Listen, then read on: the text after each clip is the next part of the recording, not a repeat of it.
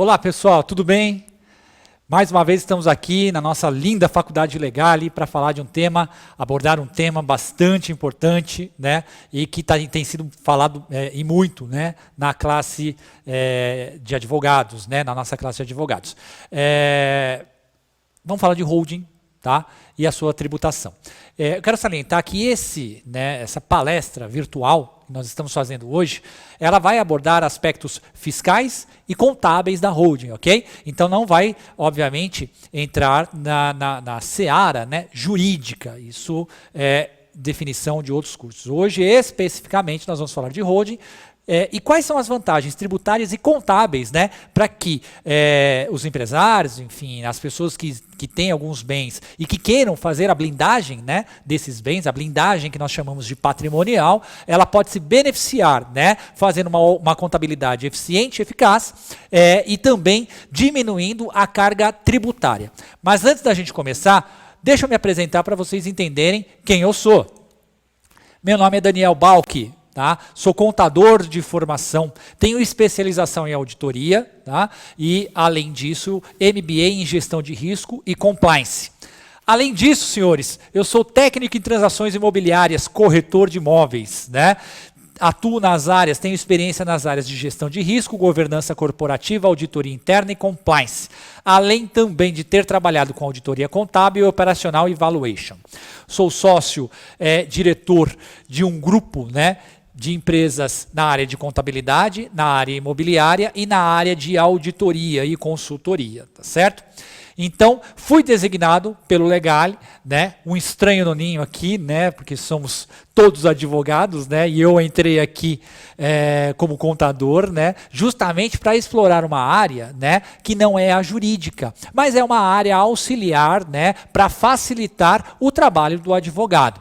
Portanto, ao longo desses minutos que nós vamos ficar juntos, vocês vão entender um pouco melhor de contabilidade e tributação para holding, ok?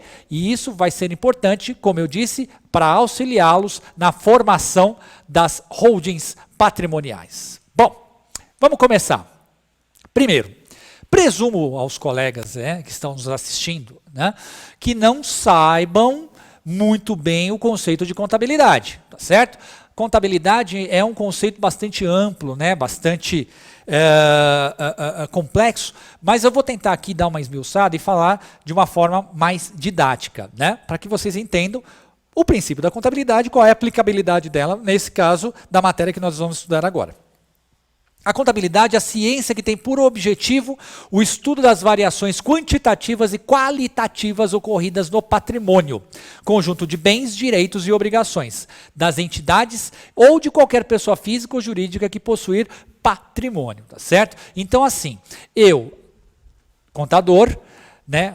A contabilidade é a ciência que estuda essas variações patrimoniais, né? Quando aumenta um bem, quando diminui bem, quando aumenta uma obrigação, quando diminui a obrigação e essas variações entre despesas e receitas. Faço isso, né, registrando-as através de relatórios e depois eu faço a verificação, né, desses registros, avaliando se essa empresa está tendo um bom desempenho ou um mau desempenho, lucro ou prejuízo, e qual o local que eu posso melhorar, né, o desempenho dessa empresa, né? Então a contabilidade ela também vai me mostrar aonde é que eu posso aumentar o desempenho e mais, registrar esse patrimônio. Isso é o mais importante.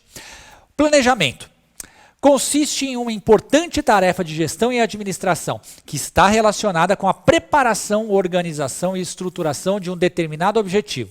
É essencial na tomada de decisões e execuções dessas mesmas tarefas. Posteriormente, o planejamento também a confirmação se as decisões, né, vai confirmar se as decisões tomadas foram acertadas, ou seja, feedback. Então, falamos duas coisas importantes, planejamento e contabilidade. A contabilidade registra e eu otimizo, obviamente, né, todo o patrimônio da empresa, né? Eu sei se ela está sendo eficiente e eficaz.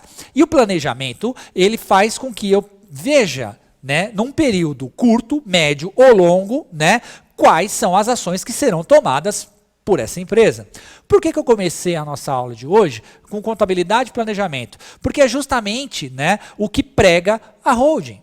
A holding ela é inicialmente formada, né, por uma questão de planejamento, normalmente planejamento sucessório. Ou seja, é uma empresa, vamos imaginar, familiar, um exemplo, uma empresa familiar onde o pai, né, os pais que administram essa empresa querem passar aos filhos. Bom, então eu tenho que iniciar um planejamento. Certo? E aí a contabilidade ela vai entrar, por quê? Porque ela vai trazer, através dos seus relatórios, a mensuração de todo esse patrimônio que será, né, no caso, objeto de sucessão aos novos herdeiros, tá certo? Aos novos, melhor dizendo, aos herdeiros e aos novos diretores da empresa. Então, por isso que eu comecei a nossa aula falando de contabilidade, para que vocês entendam essa, né, o conceito principal e também de planejamento. Bom, continuando. É interessante porque a legislação pertinente às holdings, né, a princípio é a Lei 6.404 de 1976, tá? E também agora a 11.938 de 2007, que é uma lei, né, posterior a 6.404, mas também que prevê o regramento, né, basicamente das leis, da lei das SA e dos registros contábeis, tá? Bom, essa lei, ela prevê já, né, na época, em 76, ela já previa a existência das sociedades holdings, né, estabelecendo que a companhia pode ter por objetivo participar de outras sociedades e acrescenta ainda que não está prevista no estatuto a participação, né, e aí é facultada como meio de realizar o objeto social, ou para beneficiar-se de incentivos fiscais, né, ou mesmo para organização. Então, só para vocês entenderem, eu gosto muito de rabiscar, então dá licença aqui que eu vou rabiscar um pouquinho para vocês, né? Você imagina uma situação, a holding, ela pode ser da seguinte forma, ou uma holding administrativa, que ela controle, né, outras empresas, e aí vamos pegar uma empresa do mesmo grupo, né?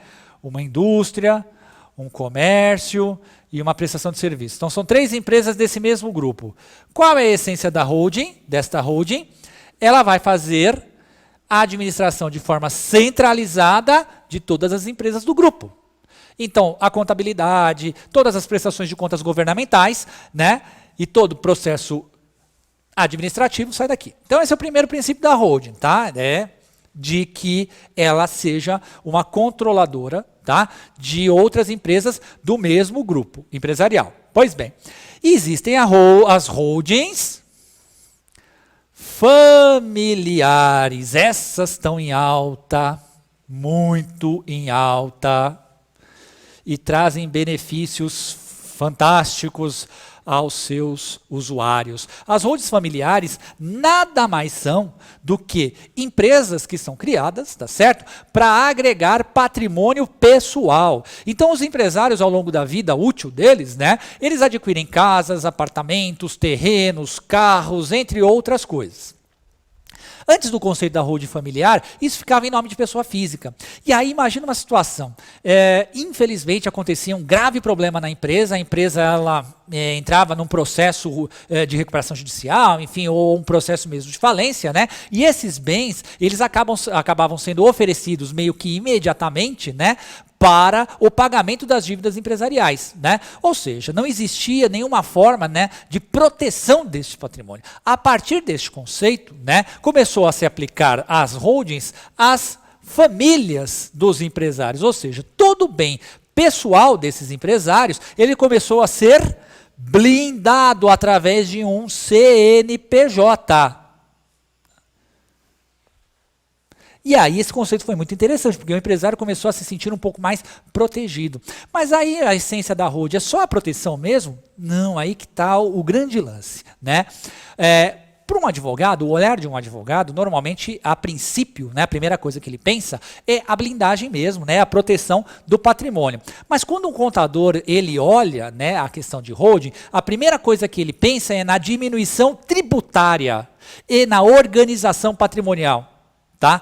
Então isso é muito, mas muito, muito, muito importante. Vocês vão ver ao longo, né, das apresentações, dos slides da nossa apresentação, de que a gente consegue um ganho tributário gigantesco, enorme, né, transformando, né, todo o patrimônio em uma holding, em uma empresa que vai organizar isso, né? Inclusive, se o empresário tiver imóveis, né, que eventualmente ele consiga renda, ou seja, ele tem locação, ele tem alugado uma determinada casa. Isso também a gente consegue fazer um planejamento e uma diminuição tributária disso, e ao longo dos próximos slides nós vamos verificar. Apesar dessa previsão, né, da lei das SAs que nós citamos agora, 6.404, nada impede que as sociedades holding se revistam da forma de sociedade por cotas de responsabilidade limitada ou outros tipos societários, como já dissemos. A expressão holding não reflete a existência de um tipo societário específico, mas sim a propriedade de ações ou cotas que lhe assegure o poder de controle de outra ou de outras sociedades. Então ficou claro, a holding ela tem uma legislação específica que vai regulá-la, né, que vai dizer quais são os tipos de prestação de contas que ela tem que dar ao fisco, ao governo, tá certo? E como ela deve, obviamente, se basear, né, em controles internos, mas a essência é uma empresa holding que controla demais empresas, uma holding familiar que controla o patrimônio pessoal da família que está abrindo a holding, tá certo? Então esse é o conceito principal. Bom, a holding é a sociedade cuja totalidade ou parte de seu capital é aplicada em ações, participações em outra sociedade, gerando controle sobre a administração das mesmas. Por essa forma, assegura-se uma concentração do poder decisório nas mãos da empresa-mãe. Empresa holding e empresa-mãe, tá certo? A holding é definida em face do objeto social que explora a participação do capital de outras empresas. Pode assumir a forma de sociedade por ações, sociedade simples ou sociedade empresária. Então, na verdade, ela não precisa necessariamente, né, ser uma sociedade por ações. Ela pode ter outras definições jurídicas, ou uma sociedade limitada ou uma sociedade simples, tanto faz. Mas, normalmente, ela tem por atividade principal, por finalidade, a administração de outras empresas ou a administração de patrimônio próprio. Bom, o rol da legislação pertinente aqui, tá? Eu só vou fazer um en passant aqui, gente, em relação ao rol, né, da legislação, porque esse não é o nosso foco principal. O nosso foco principal, como eu disse, é tributação e contabilidade. Mas só para vocês entenderem e, obviamente, se quiserem posteriormente fazer as pesquisas pertinentes. O Código Civil Brasileiro, a Lei 10.406 de 2002, a Lei das SA, né, a 6.404, o Regulamento do Imposto de Renda, isso é importante também, a Lei 10.833, no seu artigo 1º, capítulo 5, Lei 9.430 de 96, Lei 11.638 de 2007, que eu falei que é a sucessão da Lei 6.404, né, coisas mais atuais que a Lei 6.404 não previa, ok? E a Lei 11.941 de 2009. Então, se quiserem, logo após fazerem as pesquisas, vocês verificarão que essas são as legislações pertinentes às holdings, ok? Continuando. Integralização de capital em bens por sócio ou acionista pessoa física. Olha só que particularidade interessantíssima, né? E aí falando de contabilidade das holdings, olha só. É permitir às pessoas físicas transferir às pessoas jurídicas, a título de integralização de capital, bens e direitos pelo valor constante da declaração de bens ou pelo valor de mercado, observando-se o seguinte: se a entrega for feita pelo valor constante da declaração de bens, a pessoa física deverá lançar nesta declaração as ações subscritas pelo mesmo valor dos bens ou direitos transferidos, não se lhes aplicando as regras de distribuição disfarçadas de lucro. Cuidado, hein? Se a transferência não se fizer pelo valor constante da declaração de bens, a diferença maior será tributada como ganho de capital. Então, o que significa isso, senhores? Significa que eu vou abrir uma holding familiar. Vou apagar aqui para dar espaço para a gente escrever aqui. Ó. Eu vou transferir o meu patrimônio para uma holding familiar. Qual será o critério, tá, para que eu faça essa transferência patrimonial? Será o critério da minha declaração de imposto de renda. IRPF. Então, primeiro, eu vou transferir o meu patrimônio para uma holding. Eu posso? Pode. E deve. Ultimamente até deve. Pois bem, quais os patrimônios que eu posso passar? A priori, obviamente, os que estiverem no seu nome e declarados na declaração de imposto de renda de pessoa física. O valor que tiver declarado lá será o valor que vai compor as cotas de capital ou as ações, dependendo da forma jurídica que você constituir a sua holding. A mais comum na holding familiar é a sociedade empresária, tá, gente? Essa é a mais comum, né? Porque normalmente não são tantos bens assim, enfim. E a sociedade empresarial, a sociedade empresária, né, melhor dizendo, ela de cotas de responsabilidade limitada, ela é a mais adequada para esse tipo de abertura, tá? Então você transforma, né, todo o seu patrimônio em cotas de capital de uma sociedade empresária, tá certo? A partir daquele momento o patrimônio não é mais seu e ele acaba incorporando, agregando ao capital social da nova empresa constituída, tá certo? Bom, então, continuando aqui. Desculpa, esse aí eu já fiz a leitura. Então, só para ficar claro, o valor que vai ser das cotas tem que ser acompanhado do mesmo valor da declaração de imposto de renda, tá certo? Bom, seguindo. Eu tenho que registrar a holding em órgãos cadastrais? Sim, porque é uma empresa normal como outra qualquer. A grande diferença é justamente a questão de ela não vender, né, ela não prestar um tipo de serviço, e sim ela vai administrar um bem próprio ou outras empresas. Mas vamos focar agora, eu acho que o mais importante é nós focarmos nas holdings familiares, né? Vamos focar na holding familiar. Para vocês entenderem, o funcionamento da holding, né, administrativa, empresarial, é quase que o mesmo. Ela é um pouquinho mais complexa porque ela vai administrar outras empresas, né? Mas o conceito jurídico basicamente é a mesma coisa. E o foco, é importante que nós falemos da holding familiar, justamente para que vocês tenham, senhores, ideias de quanto de imposto nós vamos conseguir, né, de ganho em relação à abertura dela, tá certo? Então, como eu disse, é um registro em órgãos que nós temos que fazer cadastrais como qualquer outra empresa. Então nós temos que ter o contrato social, tá certo? Se é uma sociedade por ações, né, o tipo de finalidade jurídica, né, sociedade empresarial limitada, empresária limitada ou sociedade simples, né, todas elas devem ter, nesse caso aqui, o estatuto social, e nesses dois casos, sociedade simples, né, elas devem ter contrato social. Sociedade por ações e sociedade empresária, registro Junta Comercial do Estado de São Paulo, a JUSESP.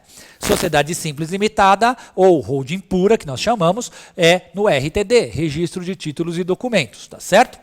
Logo após isso, nós temos que fazer a inscrição no CNPJ, como eu disse, uma empresa normal, comum, então, obviamente, ela deve ter CNPJ, Cadastro Nacional de Pessoa Jurídica. Posteriormente, ela tem que passar para a prefeitura da municipalidade, ou seja, onde ela será aberta, São Paulo, Ferraz de Vasconcelos, enfim, a cidade a qual ela vai ser aberta. Então ela tem que providenciar a inscrição do cadastro mobiliário, CCM, tá certo? Inscrição estadual, ela está isenta, ela não há necessidade, como ela não vai comercializar nem industrializar, liberada de inscrição estadual. E o Código Nacional de Atividade Econômica, ou seja, para cada atividade no Brasil existe uma codificação, né? Então você tem que seguir essa codificação prevista já pelo IBGE, é do número 64620/00, holdings de instituições não financeiras. Essa é a atividade correta para que você faça a abertura, né, e a regularização, tá certo? De uma holding. Bom, qual é o regime tributário adequado às holdings? É o regime de lucro presumido. Aí nós vamos começar a falar de tributação, que é para alguns advogados um caos, para outros não, ele já se situou um pouco melhor, mas para outros é um bicho de 7 cabeças. Mas vocês vão ver aqui que muito pelo contrário, não é bicho de 7 cabeças não, tá?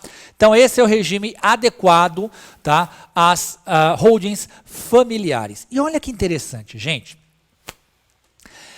Nós vamos falar agora que basicamente, né, a tributação de receita, né, ou a receita oferida por uma holding, basicamente é uma, normalmente, né, de aluguel ou de alguma outra prestação de serviço, mas em geral é aluguel, né? Então nós vamos ter aqui, olha só que interessante, né, IRPJ, né, que é o Imposto de Renda Pessoa Jurídica. E notem, são 4 tipos de impostos, tá? IRPJ, Contribuição Social sobre Lucro Líquido, PIS e COFINS.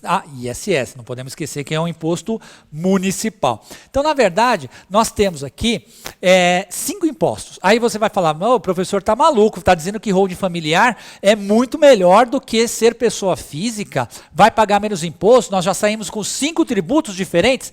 É verdade. A quantidade de tributos, né, de siglas aumenta, mas o valor não aumenta. Olha só que interessante. O imposto de renda tem todo esse cálculo aqui, né? Base de cálculo 32% da receita, depois a alíquota de 15%, blá, blá, blá, blá. O que nos interessa é o 4,8%. Vou até colocar aqui separadinho. Ó. Isso é o que nos interessa, ó, 4,8%. Então, eu tenho rendimento de aluguel, tá certo? Ganhei esse aluguel, eu sou uma holding, lembrando bem, sou uma holding, ganhei esse valor, eu tenho que pagar 4,8% de imposto de renda, pessoa jurídica. Contribuição social sobre o lucro líquido, 2,88%. PIS, Programa de Integração Social, 0,65%. COFINS, 3%. E aí vocês estão me chamando de louco, provavelmente, né? Só que isso tudo aqui, ó, dá 11,33%. Né? Tá. Isso holding, né? Vou colocar aqui PJ, pessoa jurídica. E se fosse uma pessoa física? Ela pagaria um único tributo.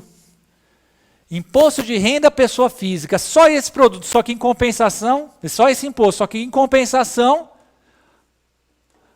olha a tributação do imposto de renda pessoa física, 27,5%. Olha a diferença. Compensa ou não compensa eu abrir uma holding familiar para administrar e principalmente quando eu tenho rendimento, né, desse patrimônio que é constituído o capital da holding? Compensa e compensa muito. Olha a diferença, gente. Menos da metade. Então, provado que a abertura da holding, você, obviamente, em rendimentos, né? Eu estou falando em rendimentos. Daqui a pouco nós vamos falar em venda de imóveis também, tá? Mas em rendimentos, você tem um ganho muito grande. Então, vale a pena, além de blindar o seu patrimônio, você também ter o ganho tributário, ok? Imposto de renda da pessoa jurídica, para vocês entenderem melhor. As receitas de aluguel auferidas pela holding são tributáveis normalmente pelo imposto de renda e se a holding optar pelo pagamento mensal do imposto por estimativa ou pela apuração trimestral do imposto com base no lucro presumido, serão computados na base de cálculo 32% dos aluguéis, tá certo? Os ganhos de capital e demais receitas auferidas, em qualquer caso, os rendimentos de participação societárias e no caso de opção pelo pagamento mensal do imposto por estimativa, os rendimentos de aplicações financeiras de renda fixa submetidos ao desconto de imposto na fonte e os ganhos líquidos de operações financeiras de renda variável submetidos à tributação separadamente. Se a alocação desse bem não fizer parte do objetivo social da holding, as receitas de aluguéis integram por inteiro a base de cálculo do imposto mensal, determinadas por estimativa, bem como a base de cálculo do imposto trimestral, determinado com base no lucro presumido ou arbitrado. O que significa isso? Significa que, para eu conseguir essa base de 32% para chegar nesta alíquota, eu tenho que ter previsão na atividade, então eu tenho que avisar a Receita Federal que eu vou auferir ganho de locação, ganho de aluguel com bens patrimoniais. E aí a contabilidade ajuda, porque na hora de prestar contas à Receita Federal, a contabilidade vai informar quais são os imóveis que eu tenho ganho de aluguel e quais eu não tenho ganho de aluguel. E aí eu consigo chegar nesse valor. Caso contrário, obviamente, vai ser considerado um ganho de capital e a tributação vai ser feita feita como se eu estivesse ganhando, né, no mercado financeiro. Então a alíquota ela acaba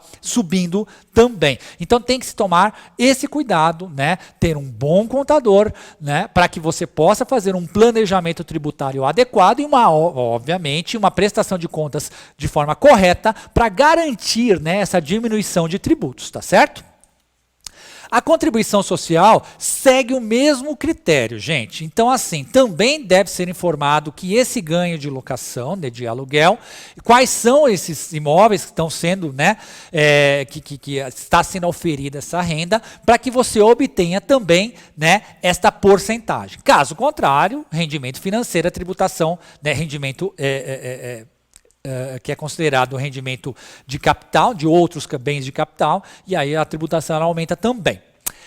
COFINS e PIS. Bom, esses aí não tem muito o que falar deles, tá? Aí a porcentagem mesmo, quando a gente vai falar de locação, é 0,65% e 3%, só que é interessante assim, né?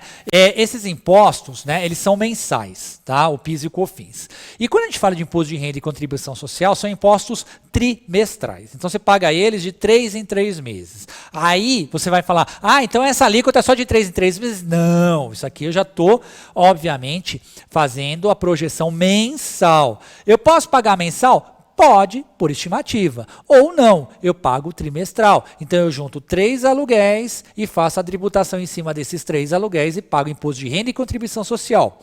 Ao contrário do PIS e COFINS, que serão pagos mensalmente. Ok? No caso da empresa ou sócios possuir sede própria, transferir o prédio ou o galpão para a empresa de administração de bens, esta poderá alocar e a despesa de aluguel poderá ser utilizada para abatimento de tributos como PIS, COFINS, IRPJ, contribuição social, totalizando 43,25%.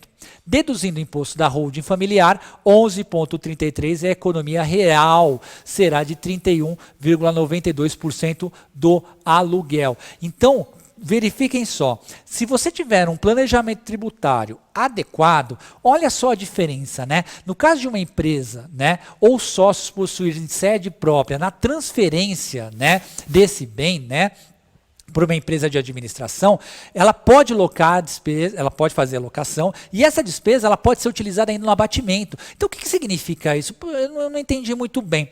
Existem algumas empresas, né, que elas são de lucro real. Então, quando essas empresas de lucro real, elas podem efetuar o pagamento, normalmente a contratação de prestadores de serviço, e eles vão cobrar os seus honorários. O que essas empresas de lucro real fazem com o valor? Elas fazem a contabilização deste valor do pagamento dos seus prestadores de serviço. Consequentemente, há uma diminuição no tributo, porque no lucro real, a tributação ela é em cima de lucro líquido operacional. Então, se eu tenho um lucro menor, o imposto cai. Se eu tenho um lucro maior, o imposto sobe. Então, fazendo essa transferência, eu consigo também, obviamente, ter uma diminuição no imposto no lucro real. No planejamento sucessório, vamos falar agora de outros tributos, né, que é importante também a gente falar de outros tributos que são incidentes em relação ao planejamento sucessório, no caso das holdings. As incidências tributárias evitadas com o planejamento sucessório. Olha só que legal. ITBI, 2 ou 3%, não incidência quando efetuada mediante integralização de capitais ou direitos. O que significa isso, senhores? Significa que, se eu vendo um imóvel, pessoa física com pessoa física, tá certo? Eu vendi um imóvel, quem comprar o meu imóvel, obrigatoriamente, tem que pagar o ITBI, Imposto sobre Transmissão de Bens Imóveis, né? Quando eu transfiro isso como cotas de capital, não tem incidência desse tributo. Eu estou transferindo o meu tributo para uma empresa que vai administrar isso, então não tem ITBI. Tá? Outra coisa, o ITCMD, em alguns estados chega a 4%. A ocorrência do fato gerador, quando feita através de doação de bens, como antecipação da legítima. E aí não tem como, obviamente, fugir. E o imposto de renda, 15% incidência sobre o ganho de capital. Se a transferência dos bens for processada pelo valor de mercado, ou seja, sobre eventual ganho de capital representado pela diferença entre custo de aquisição ou valor de mercado. Então, quando eu faço a venda de um imóvel como pessoa física, eu tenho essa tributação, que é a diferença do lucro, a aplicabilidade de 15%, dependendo do valor do imóvel. Porque se o valor do imóvel for maior, a tributação, a alíquota, ela também pode ser maior. Então, essas são as vantagens de você fazer o planejamento sucessório. Você evita todo esse pagamento tributário. Olha só as vantagens da holding familiar em relação ao inventário, por exemplo. Né? Eu, pessoa física, o pai morre e aí vem os herdeiros. Né? E aí, num processo normal de sucessão, né? Olha só que interessante. Né? No caso da holding familiar, TCMD, como eu disse, a doação com usufruto de porcentagem na doação e porcentagem na extinção. Né? E no inventário, 4%, e em alguns estados, porque isso pode mudar, mas em geral, via de regra, é 4%. Né? O tempo de criação, o tempo do inventário. Né? No caso da holding familiar, em 15 dias eu consigo regularizar todo o processo, né, de cadastramento e a holding já está com o capital integralizado. Ou seja, todo esse patrimônio que deve ser transferido aos sucessores, em 15 dias eu resolvo na holding. E no inventário, se ele tiver litígio, alguns anos. Né?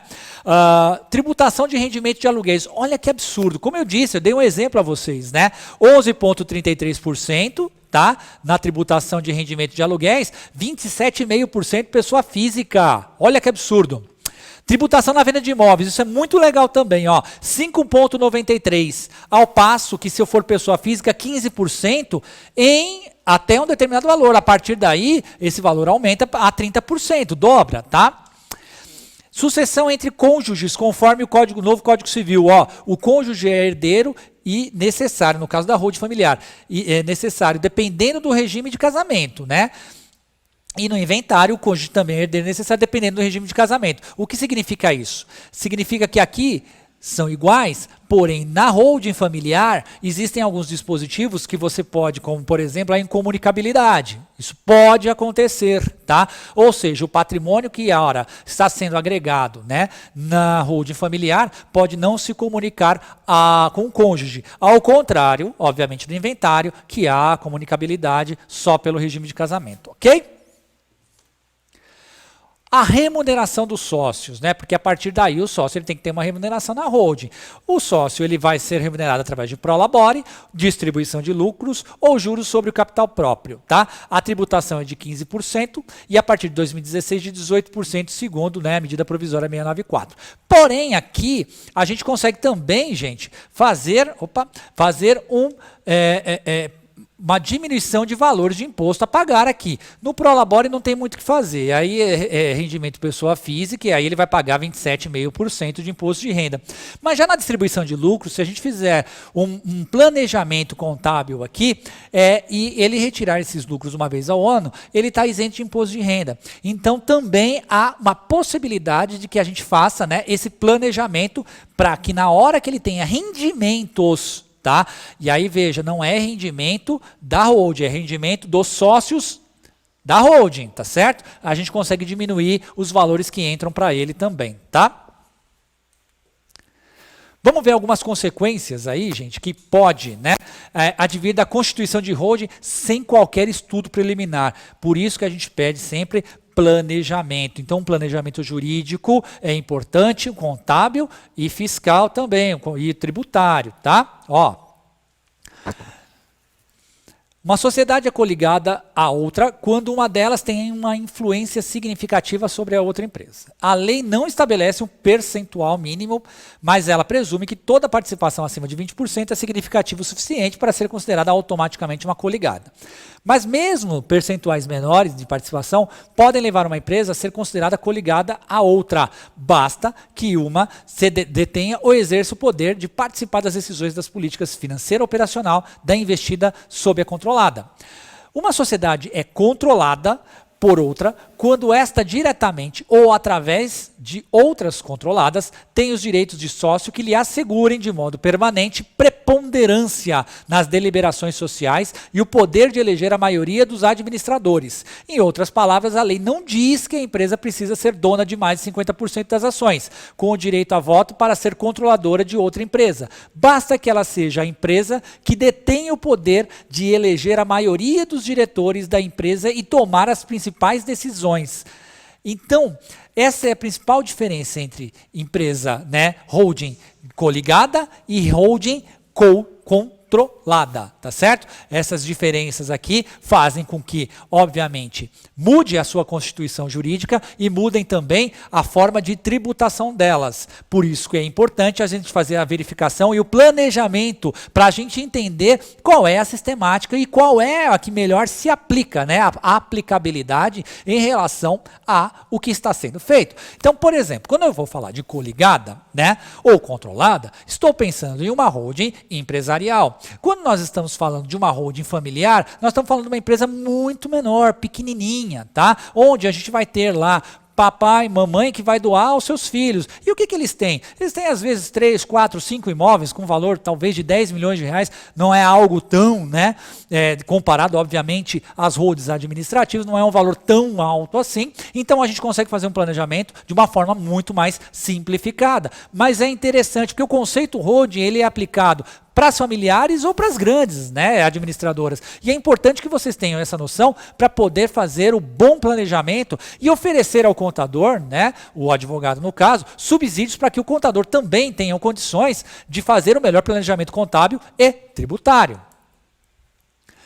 No caso, dentro do planejamento, existe a equivalência patrimonial. Então, a equivalência patrimonial é o método que consiste em atualizar o valor contábil do investimento ao valor equivalente à participação societária da sociedade investidora no patrimônio líquido da sociedade investida e no reconhecimento dos seus efeitos na demonstração do resultado do exercício.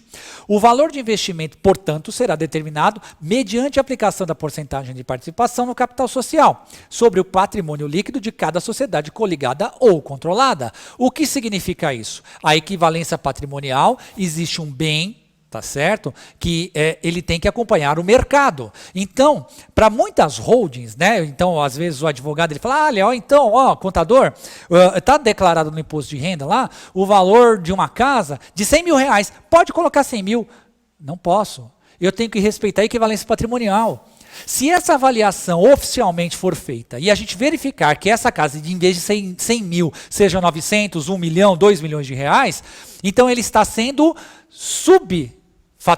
Se está sendo subfaturado, significa que ele não está pagando imposto, ou pode não pagar imposto de acordo, com o valor que ele tem. Então isso pode ser característica, basicamente, de sonegação. Então a contabilidade tem que fazer a avaliação por equivalência patrimonial para manter o valor, equacionado e equivalente, ao valor de mercado, a fim de evitar sanções do fisco.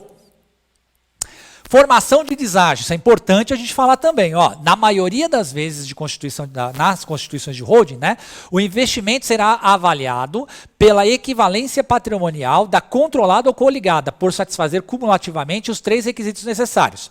Ter a participação de 10% ou mais do capital, ter influência na administração ou participação de 20% do capital, ter investimento relevante ou valor contábil igual ou superior a 10% do patrimônio líquido da investidora, sendo que 15% se estiver mais de uma sociedade coligada ou controlada, tá? Então, isso é um conceito para que a gente possa utilizar nas sociedades holdings administrativas, tá? Então, sempre que houver, e é uma constituição de holding, e essas 3 questões da holding administrativa, aparecerem, eu tenho que ter também uma política de formação de deságio muito clara, de desvalorização, porque eu não posso supervalorizar, mas eu também não posso desvalorizar. Eu tenho que ter preço médio de mercado ou uma técnica quando não haja preço médio de mercado que eu possa fazer a mensuração e a avaliação, ok?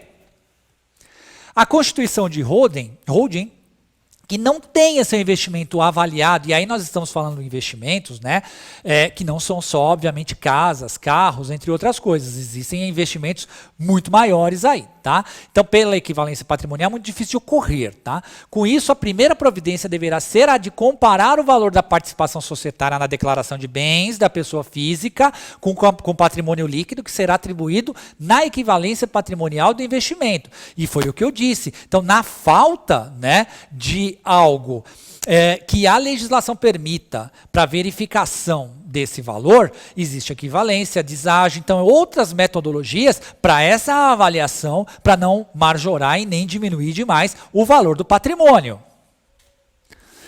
É importante vocês, senhores, se atentar para a distribuição disfarçada de lucros, como por exemplo, olha só, quais os exemplos de distribuição disfarçada? Alienação de bem à pessoa ligada por preço inferior ao de mercado, isso eu já falei. A aquisição de bem de pessoa ligada por valor superior ao de mercado, também já falei, né, que é a supervalorização ou a desvalorização. E o pagamento de aluguéis que são pagos em valor superior ao de mercado. Tá? Isso também é passível de punição pelo fisco. Haja visto a situação do senhor Luiz Inácio Lula da Silva, que perdeu os recibos de aluguel, né, enfim, do apartamento dele, né, que na verdade não é dele, desculpa, é um apartamento que é alugado, né, em São Bernardo do Campo. Então tomem cuidado com isso, que isso é passível também. E nós estamos falando de Receita Federal, mas dependendo da prática, isso pode ir ao Ministério Público também. Então cuidado, viu? Bom, demonstrações contábeis, que é uma coisa que alguns advogados odeiam, mas tem que falar, porque quando a gente fala de holding, é importante que a gente possa demonstrar de forma legal, né, segundo as regras de contabilidade existentes no Brasil, né, as normas brasileiras de contabilidade, mas é importante, não é só para o fisco, mas para que o investidor entenda como está sendo aplicado o investimento dele, né, e qual é a mutação, as variações, né, do patrimônio, tá certo? Então, olha só, como qualquer empresa, a holding, né, ela tem que ter um acompanhamento de apresentação e demonstração contábil. A publicidade dessas demonstrações dependerá das corporações em que ela faça parte. Obrigatoriedade prevista para as empresas de capital aberto. Então, as empresas de capital aberto, obrigatoriamente, elas têm que fazer a apresentação das demonstrações contábeis em jornal. Tem que dar publicidade, obrigatório. As que não têm a capital aberto é opcional. E as de holding familiar não precisa dar publicidade, mas é importante que se faça, a legislação obriga essas demonstrações contábeis e, como eu disse, são peças fundamentais para que haja o entendimento da evolução patrimonial e do que eventualmente você esteja oferindo, né, de rendimento sobre esse investimento patrimonial, ok? Eu quero agradecer a vocês e, é claro, quero deixar assim registrado que o assunto é muito extenso, né? A holding, né, nos seus aspectos jurídicos já é super extenso e na parte contábil e tributária também nós estamos preparando, né, algumas surpresas para vocês aqui no nosso Legale, né? E caso vocês tenham interesse no tema porque pouquíssimo tempo para a gente falar de tudo que, né, é necessário falar, mas é um passant só para vocês terem uma ideia. Mas se vocês quiserem se aprofundar, né, em relação ao tema, por favor, procurem a nossa administração aqui, né, vocês serão super bem atendidos, né, e a gente vai, obviamente, desenvolver materiais de apoio, cursos, né, de extensão, que a gente possa falar com mais profundidade, tá certo? Eu quero agradecer aqui a atenção de vocês, muito obrigado e até a próxima.